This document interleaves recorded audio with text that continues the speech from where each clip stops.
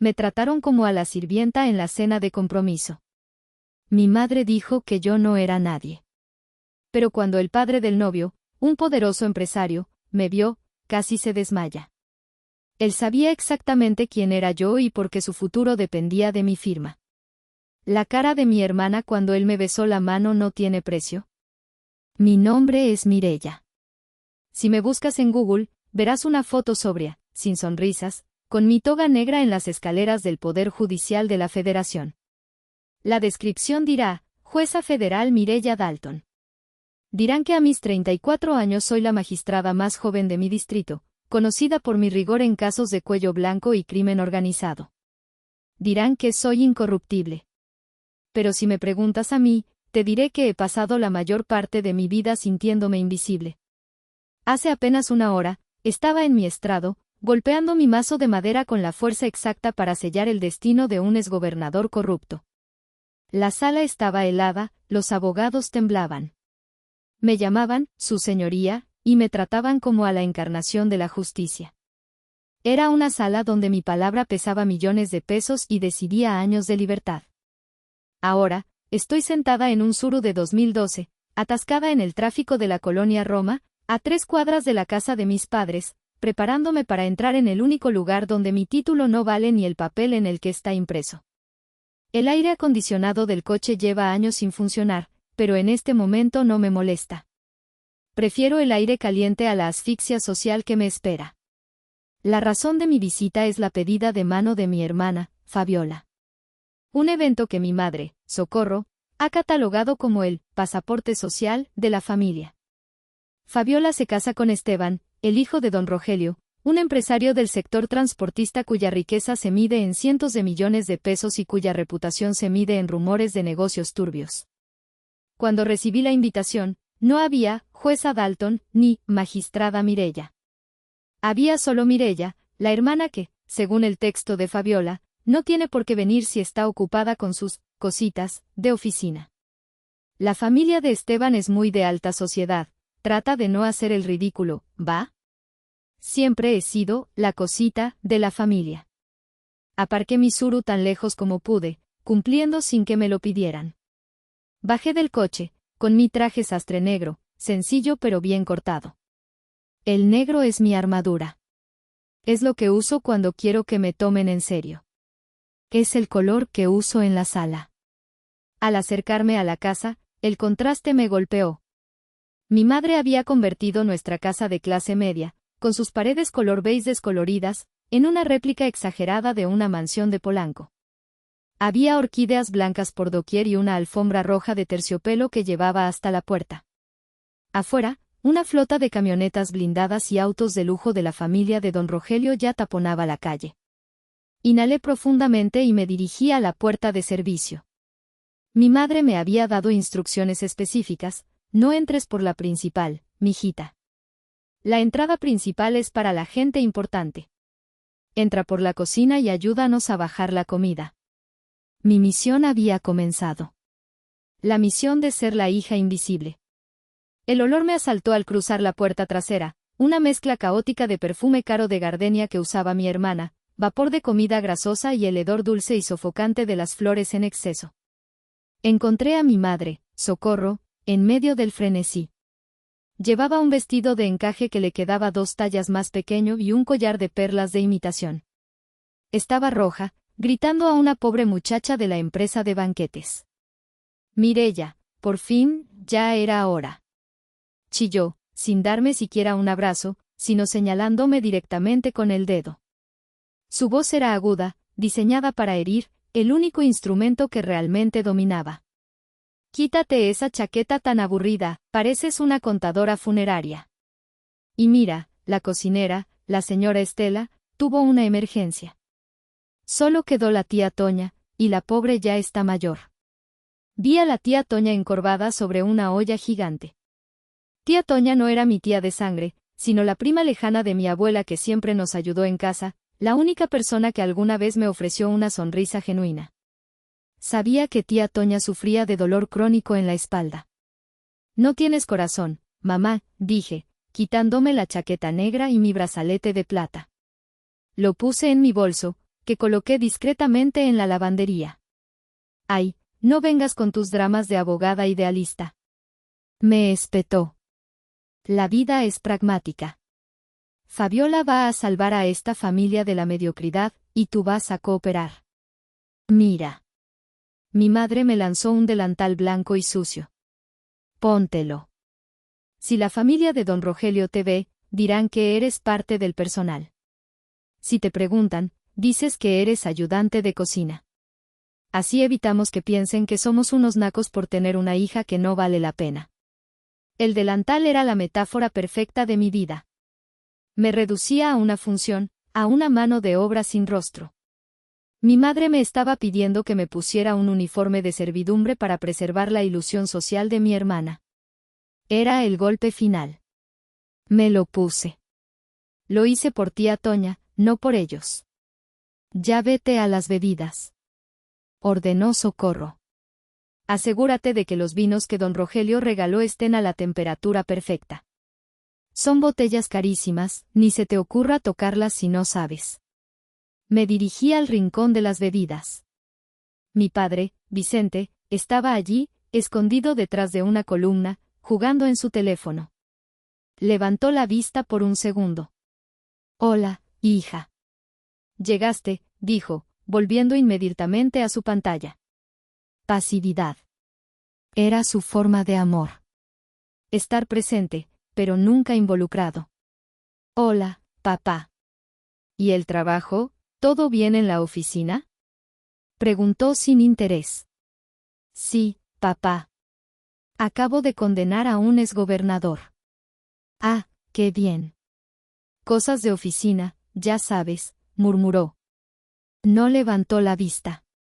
Para él, la palabra gobernador era tan importante como la palabra sacapuntas. Mi éxito era tan mundano como cualquier papeleo. Mi corazón se apretó.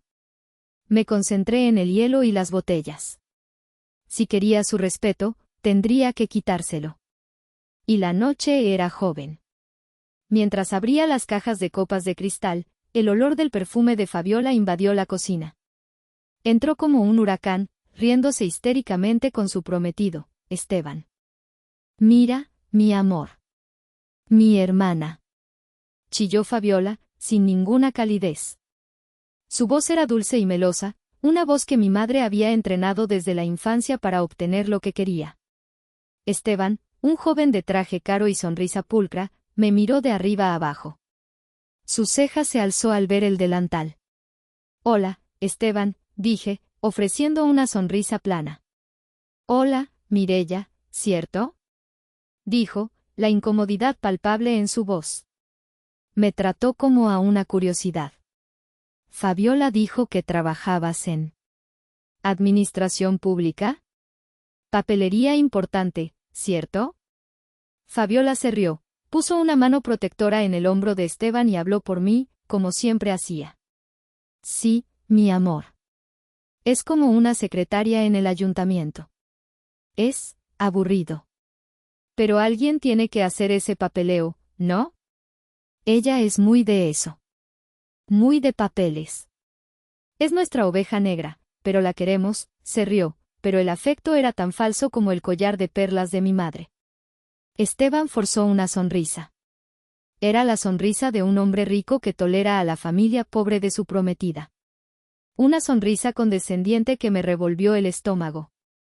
Me encogí de hombros, asumiendo el papel que me habían asignado. Algo así, respondí. Papeles. Sí, mi vida eran papeles. Sentencias de 500 páginas, expedientes de miles de fojas. Yo era la dueña de los papeles. Pero no era el momento de corregir a la novia dorada. Mientras Fabiola se llevaba a Esteban para mostrarle su vestido de diseñador, el recuerdo del pasado me invadió. Los llamo mis archivos de la injusticia. Pequeños momentos que se acumularon hasta crear la persona que soy ahora. El primer archivo, el sacrificio, años atrás. Tenía 18 años. Había ganado una beca, pero no cubría la matrícula completa de la prestigiosa Universidad de Derecho. Necesitaba 50,000 pesos. Yo había ahorrado diligentemente. Mis padres tenían un fondo de ahorro. Pedí la ayuda, mi primer y único favor. ¿Derecho? ¿Para qué? Preguntó mi padre, Vicente. Mireya es muy seria, mamá. Nadie va a querer casarse con una licenciada que usa lentes y huele a biblioteca, dijo Fabiola, que entonces tenía 10 años, pero ya era experta en manipulación. Un mes después, mis padres compraron un coche pequeño para Fabiola. No para que fuera a la universidad. Fabiola iba a la escuela de modelos. Ella necesita imagen, Mireya, dijo mi madre. Tú tienes cerebro, eso no cuesta. Tuve que trabajar 3 turnos para pagar mis estudios. Vendí libros, limpié oficinas, traduje textos. Nunca hubo un cheque de mis padres. El segundo archivo, la ausencia, hace 5 años. Mi graduación. La ceremonia de protesta de la licenciatura. El momento en que un padre debe estar allí para ver a su hija licenciada. Les llamé, emocionada. No vamos a ir, dijo mi madre. Fabiola está en la final de un concurso de belleza regional en Querétaro. Esto es un trampolín social, ¿entiendes? Lo tuyo es solo un trámite. Terminé la carrera en solitario, sin aplausos, pero con una sed de justicia que ardía. Por eso elegí el derecho penal federal. No para ser rica, sino para hacer que las personas que usaban su dinero para pisotear a los demás, pagaran. Y ahora, aquí estoy. La jueza federal que su propia familia ha confinado a la cocina, obligada a servir a la escoria social que jura odiar. El delantal me picaba la piel. El reloj marcaba las 8 de la noche. La casa estaba llena. La música de un cuarteto de cuerdas cubría el murmullo de las conversaciones. Los invitados de la familia de Esteban y don Rogelio eran una estampa de la alta sociedad, mujeres con vestidos de diseñador, hombres con trajes de cachemira, y todos con el mismo aire de arrogancia aburrida. Mi lugar era la cocina. La tía Toña estaba agotada, con un pañuelo sudado atado a la cabeza. Anda, mi niña. Toma un vaso de agua, dijo con la voz ronca. No te preocupes, tía. Yo me encargo del resto. Deberías ir a descansar. No puedo. Tu madre me paga y me necesita, suspiró. No, no te necesita. Te explota. Yo me quedo. Me quité el delantal mojado, lo puse sobre la mesa, y decidí que no lo usaría más. Me puse mi chaqueta negra y sentí como la armadura volvía a mi cuerpo. No importaba si Fabiola o mi madre gritaban. Yo no iba a avergonzar a tía Toña ni a mí misma, pero tampoco iba a dejar la fiesta. Había algo más importante que mi vergüenza. Tenía un presentimiento. El asunto Rogelio. Hacía 2 días, la Fiscalía había presentado una moción de emergencia en mi juzgado. El caso Monroy, el nombre clave para la investigación de evasión fiscal y lavado de dinero contra el Grupo de Transportes Monroy, una corporación que casualmente pertenecía a don Rogelio. Mi trabajo era revisar el expediente, miles de páginas de transacciones turbias, facturas falsas y cuentas offshore en Panamá. Había una orden de arraigo pendiente que yo aún no firmaba, esperando solo la documentación final de la Unidad de Inteligencia Financiera. La audiencia preliminar era el lunes por la mañana. Yo era la jueza que podía congelar las cuentas de don Rogelio y detenerlo. Su vida, o al menos su libertad y su imperio, estaba literalmente en mi escritorio. ¿Podría ser esta coincidencia una señal? Que la justicia me había traído a este lugar, con este disfraz de servidumbre, para presenciar la soberbia del hombre al que estaba a punto de sentenciar. Mientras pensaba, una de las meseras contratadas se acercó, pálida. Disculpe, ¿usted es Mireya, la hermana de la novia? Sí, soy yo. Hay un problema. La otra mesera se enfermó y tuvo que irse. La agencia no tiene reemplazo. La señora Socorro me dijo que usted ayudaría con el servicio. Necesitamos a alguien que sirva el vino. La sangre me hirvió.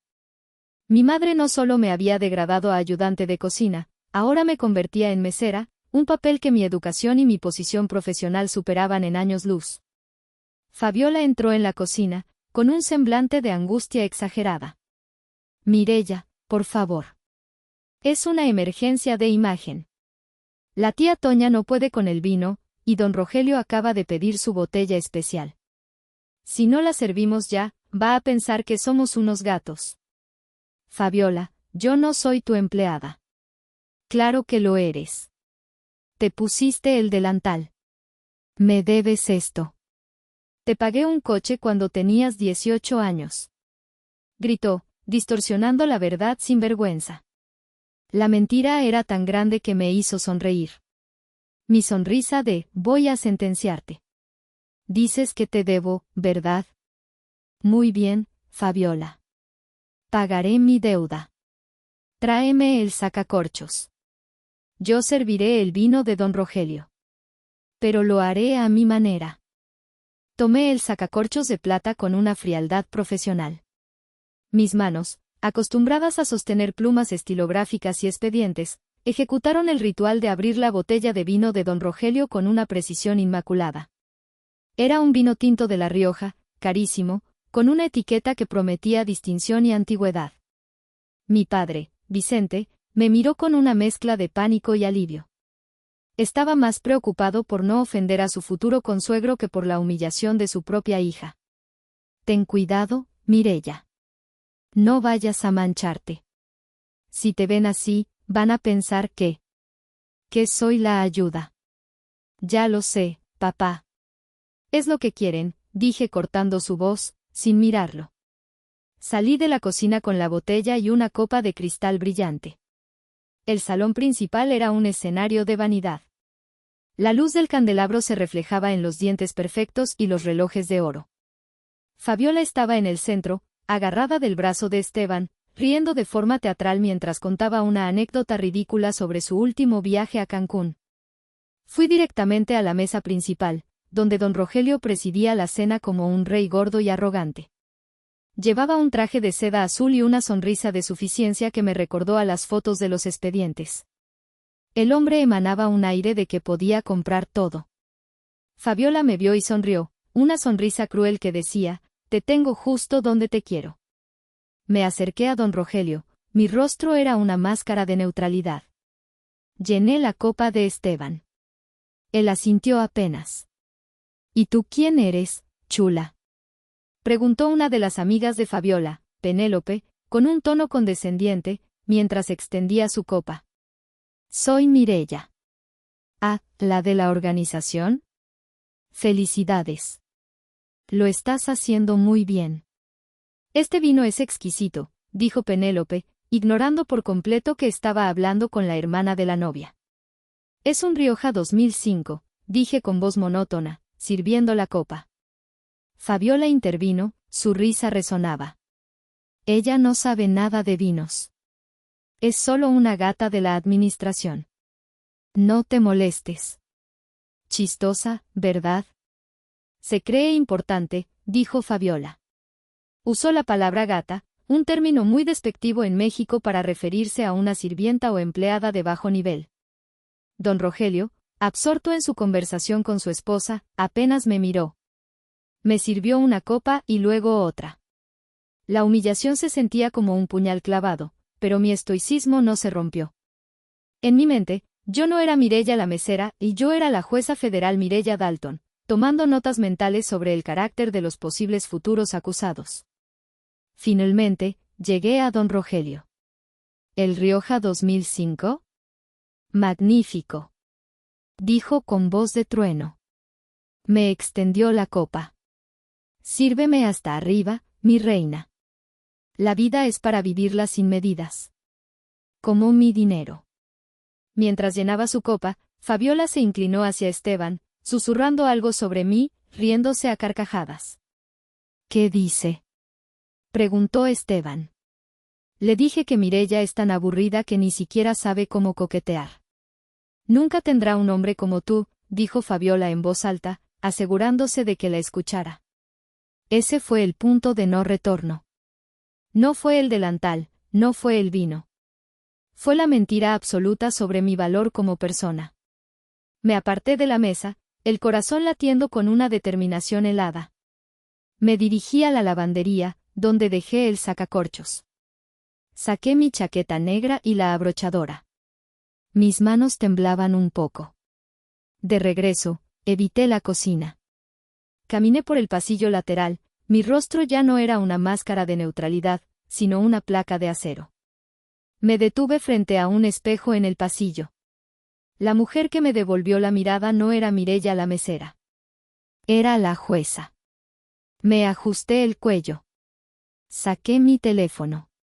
Envié un mensaje conciso a mi asistente, el licenciado Chávez. Chávez, necesito una copia digital del auto de formal procesamiento del caso Monroy. Urgente. Imprime el encabezado y el pie de la página, por favor. Envíamelo por WhatsApp. Confidencial. El auto de formal procesamiento era el documento que confirmaba que el acusado, don Rogelio, sería sometido a juicio. Era una formalidad, pero en el contexto correcto, era dinamita. Volví al salón.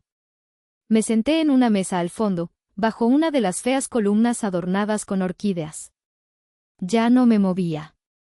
Si querían que fuera invisible, que lo fuera, pero con dignidad.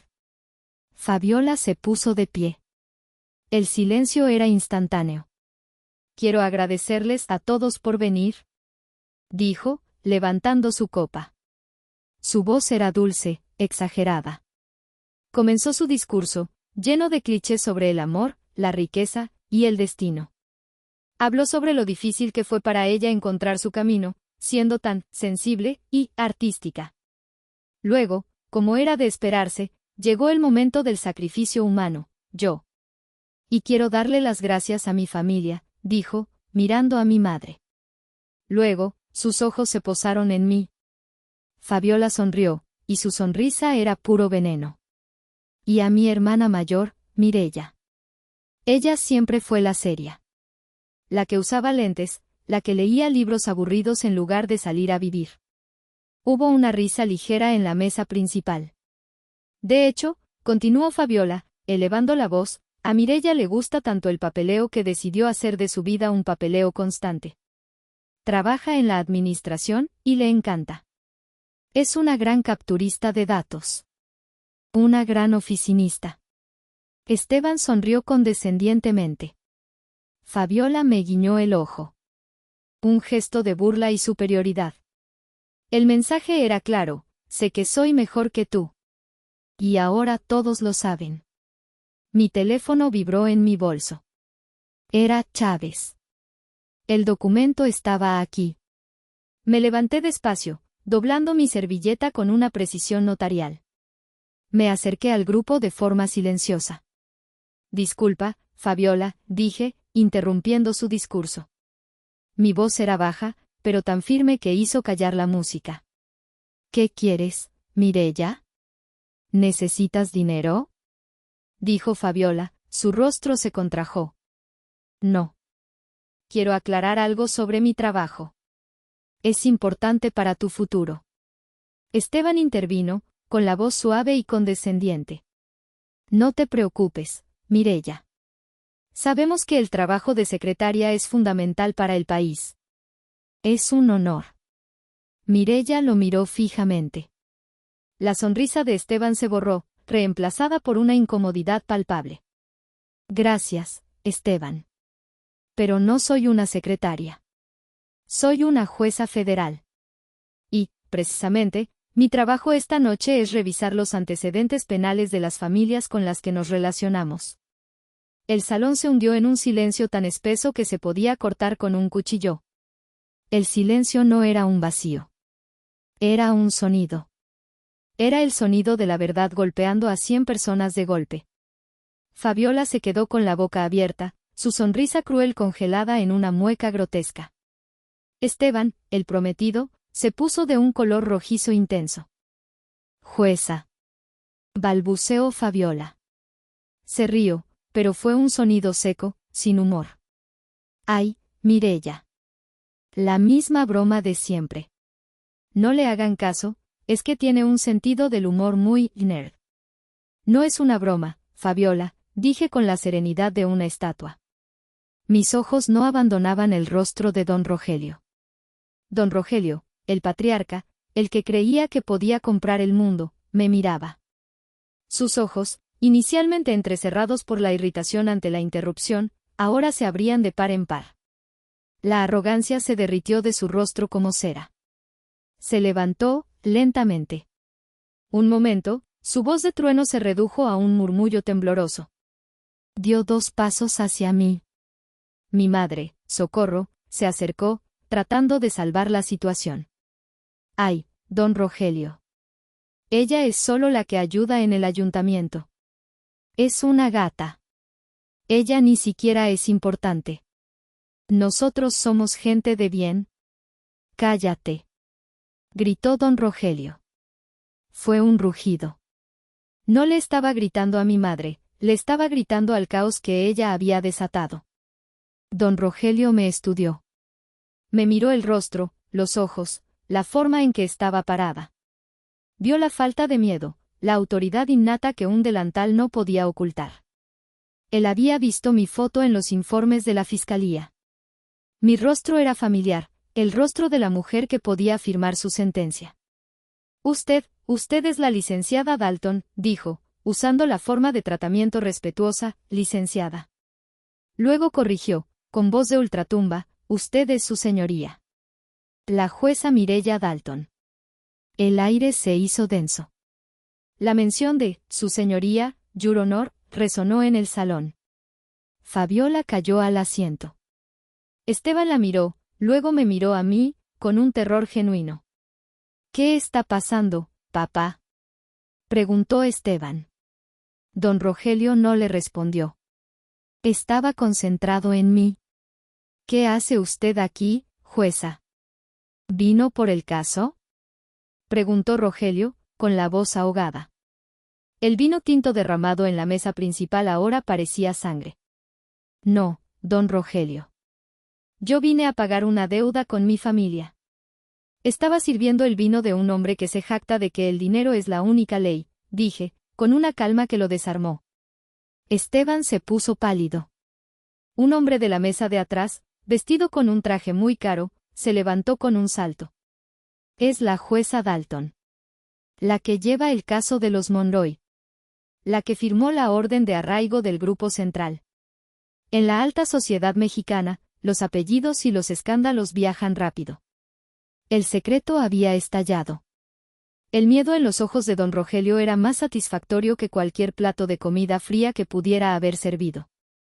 Era el miedo crudo de un depredador acorralado. Dio un paso hacia mí, con las manos extendidas. Eran unas manos grandes, cubiertas con anillos, manos acostumbradas a dar órdenes. Su señoría, por favor, permítame explicar. Esto es una terrible, terrible coincidencia. Yo no tenía idea. Si Fabiola hubiera mencionado. Fabiola sí mencionó mi trabajo, don Rogelio, dije, cortando su súplica con precisión quirúrgica. Ella simplemente mintió sobre mi rango para evitar avergonzarse frente a su nueva familia. Ella y mis padres me confinaron a la cocina, creyendo que yo era su secretaria o la ayudante de la fiesta. Me acerqué a Fabiola, quien estaba temblando, las lágrimas comenzando a arruinar su costoso maquillaje. ¿Querías la verdad, Fabiola?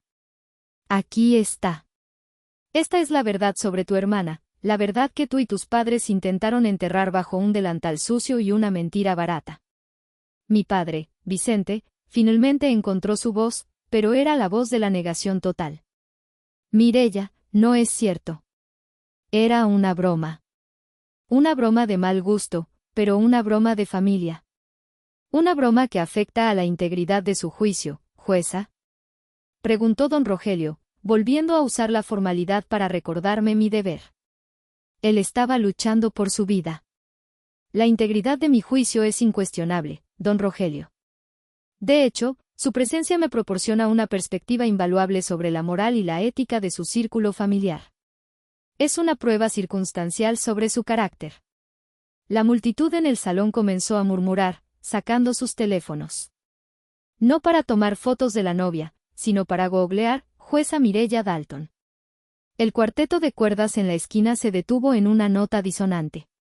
Un abogado de otra mesa, el licenciado Peralta, un hombre que yo conocía por su trabajo en el derecho corporativo, se levantó. Es la jueza Dalton. Yo la conozco. Llevó el caso del Banco Mexicano el año pasado. Es una de las más feroces. Don Rogelio me miró aterrorizado. Su estrategia de control se había derrumbado por completo. Se acercó a mí, su voz ahora un susurro desesperado, el orgullo roto. Jueza, le ruego, le suplico. Mi hijo Esteban, mi familia. Por favor. Si esta situación llega a la prensa, me destruirá antes del juicio. Yo puedo hacer que este matrimonio sea. No negocie conmigo, don Rogelio, dije, mi voz era baja, pero tan filosa como el cristal roto de la mesa. Yo no estoy aquí como jueza. Estoy aquí como Mireya, su mesera. Y mi tarifa por servirle el vino esta noche, no es dinero. Es la verdad. La ironía era exquisita. El hombre que se creía por encima de la ley, ahora se humillaba ante la mujer que había despreciado. Si llegaste hasta esta parte del video, significa que realmente te interesó la historia. Cuéntame en los comentarios qué opinas, escribe el número 1 para saber que estás aquí o dime desde qué parte de tu país me estás viendo. También puedes dejar cualquier pregunta y la responderé. Fabiola se puso de pie, su rostro desfigurado por la rabia y el horror. Ella no lloraba por vergüenza, sino por la pérdida de su boleto de lotería. Mireya, eres una traidora. Tú planeaste esto. Viniste aquí a arruinarme. Siempre has sido una envidiosa. ¿Envidiosa de qué, Fabiola? ¿De un matrimonio basado en la mentira? ¿De un hombre cuyo padre es un presunto criminal? Dije sin alzar la voz. Esteban, el prometido, se acercó a Fabiola y la tomó del brazo, pero su agarre no era de consuelo, era de contención. Cállate, Fabiola. ¿No ves lo que has hecho? Estás poniendo en peligro a mi padre. Pero yo no sabía. Mamá.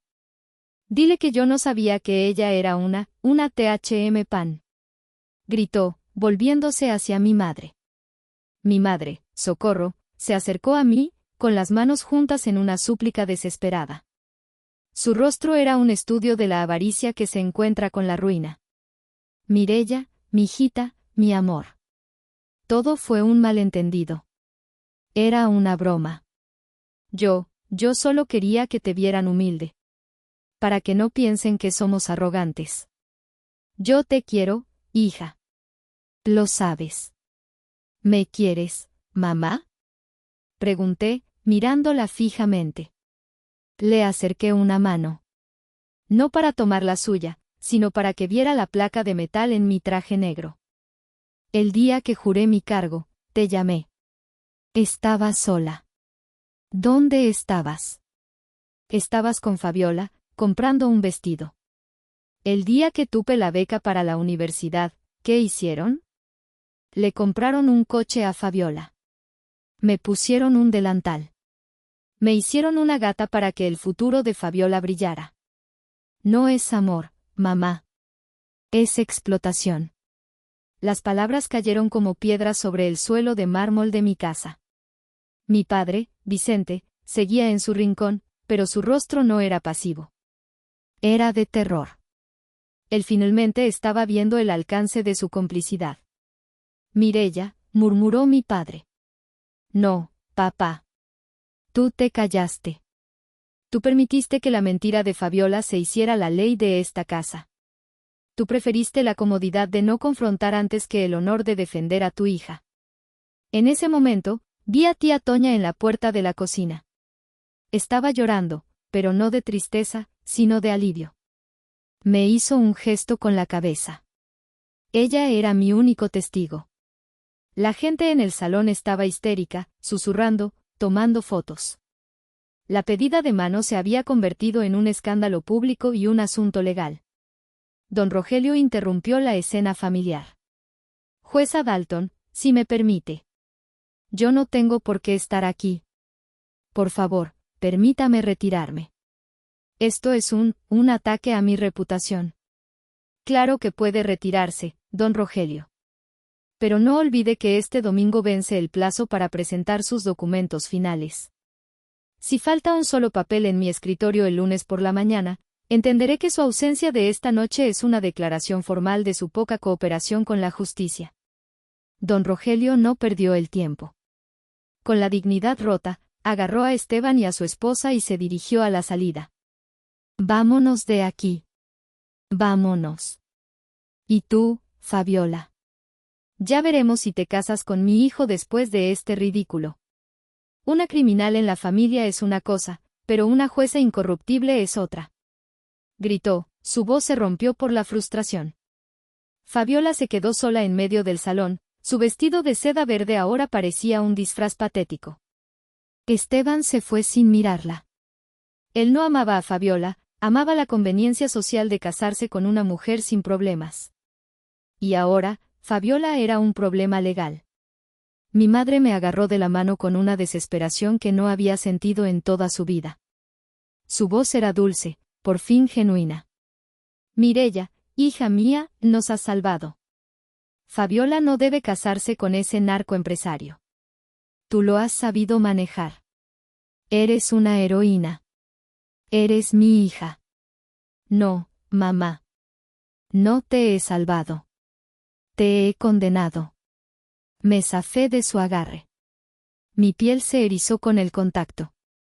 Tu única preocupación es la reputación y el dinero de don Rogelio. No mi vida. Y si yo fuera una simple secretaria, me habrías dejado ser pisoteada. Y si me crees una heroína, es solo porque mi título te da estatus. Pero no necesito tu estatus. Mi padre se acercó, con los ojos llorosos, el único hombre en la familia que se veía genuinamente roto. Mireya, perdóname. Por el coche. Por la graduación. Por todo. Ya no importa, papá. La justicia se trata de evidencias.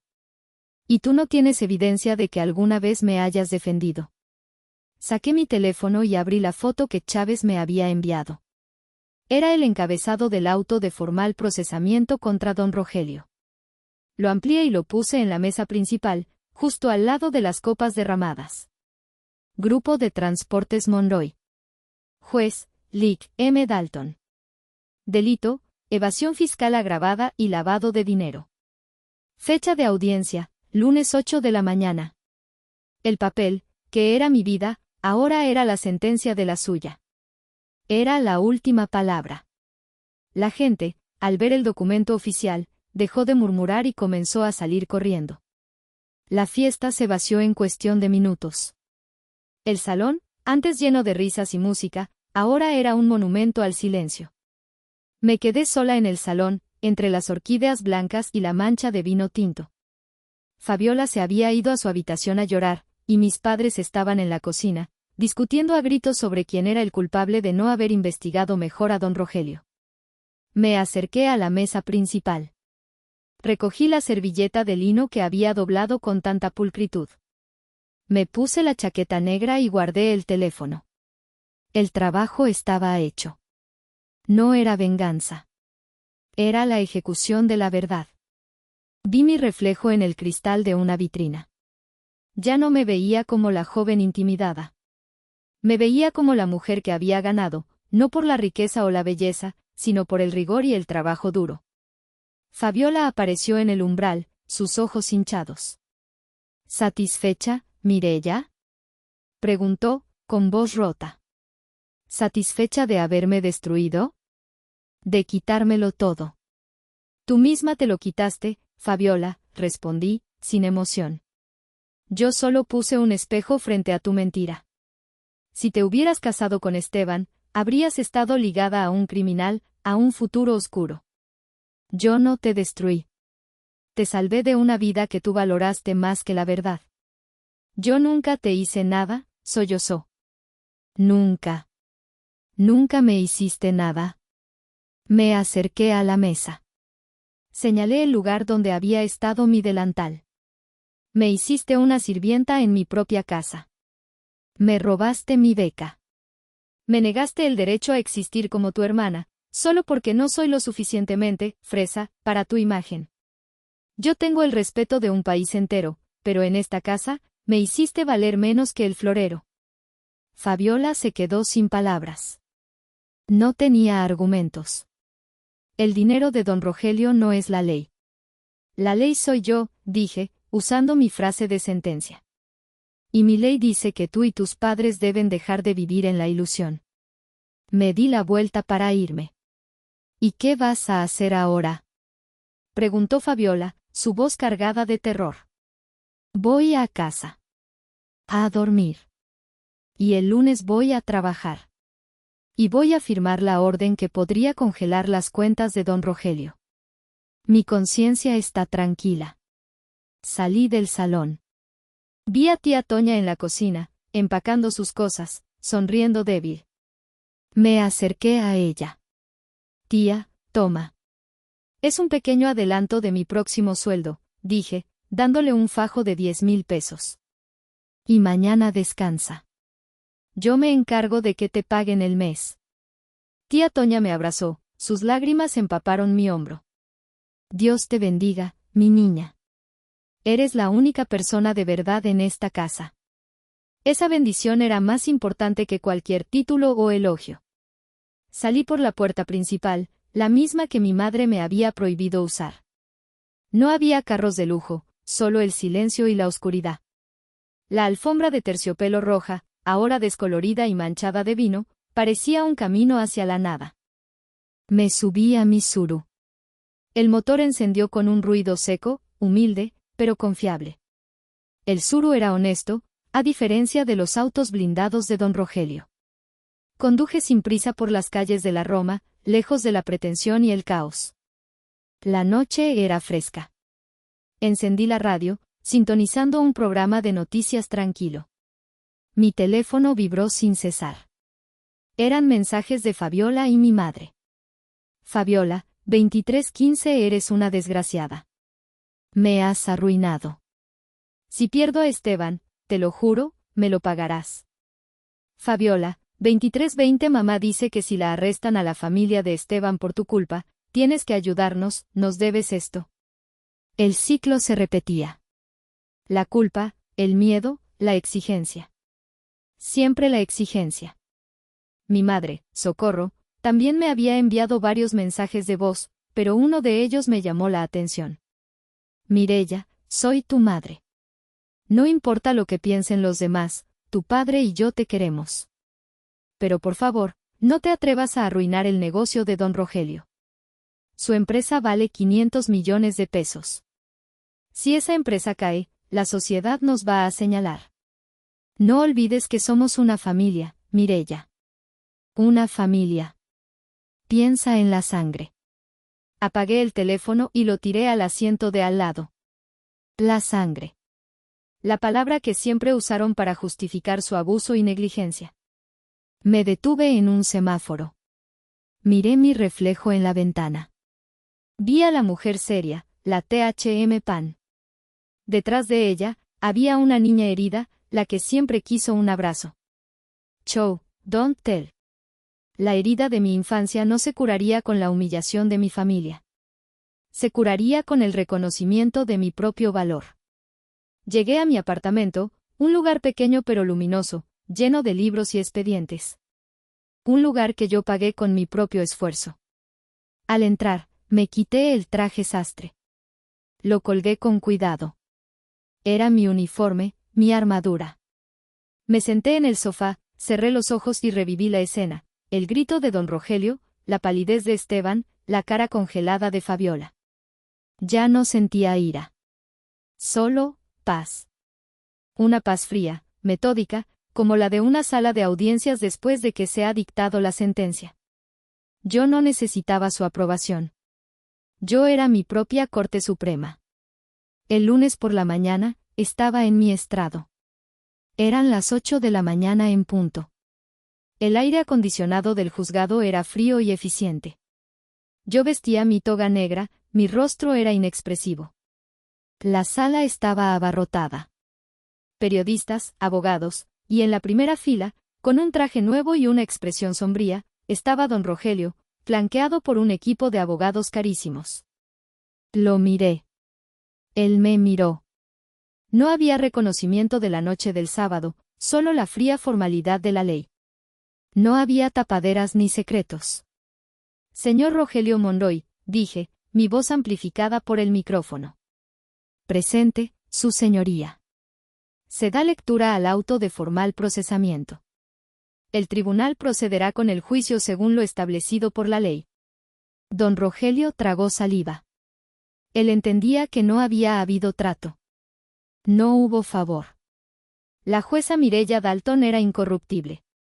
Durante el receso, me acerqué a mi asistente, Chávez. Licenciado Chávez, el expediente de Fabiola, ¿qué pasó? La empresa de organización de bodas, jueza. La revisamos. Es legal. De hecho, la dueña es una licenciada que admiro mucho. No, el otro expediente, Chávez. El que me pidieron mi madre y Fabiola que firmara para conseguir un contrato del gobierno para mi padre, Vicente Dalton. A.S. No lo firmé, jueza. Usted me ordenó revisar todos los papeles de la familia. Encontré inconsistencias. La empresa del señor Vicente está vinculada a contratos sin licitación. Hay evidencia de malversación. Cerré los ojos. Mi propia familia. No solo negligentes, sino corruptos. Eran parte de la misma enfermedad social que yo intentaba curar.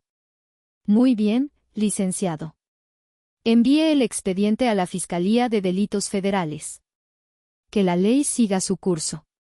Sin excepciones. Incluso con su padre involucrado, jueza. Especialmente con mi padre involucrado, licenciado. La ley no conoce de apellidos. Volví a la sala. Mi asiento en el estrado era mi trono, y la ley era mi única familia. La sentencia del silencio había sido dictada. En cuanto a Fabiola, la última noticia que tuve fue que intentó vender el coche que le regalaron mis padres para pagar la cuenta del catering que, irónicamente, se había quedado sin pagar. El coche que me fue negado. Mi vida, por fin, estaba en paz.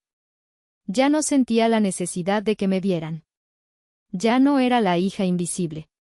Yo era la ley. Y la ley, al final, siempre gana.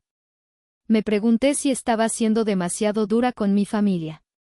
Si el amor incondicional no debería existir. Pero el amor es un contrato, y ellos lo rompieron.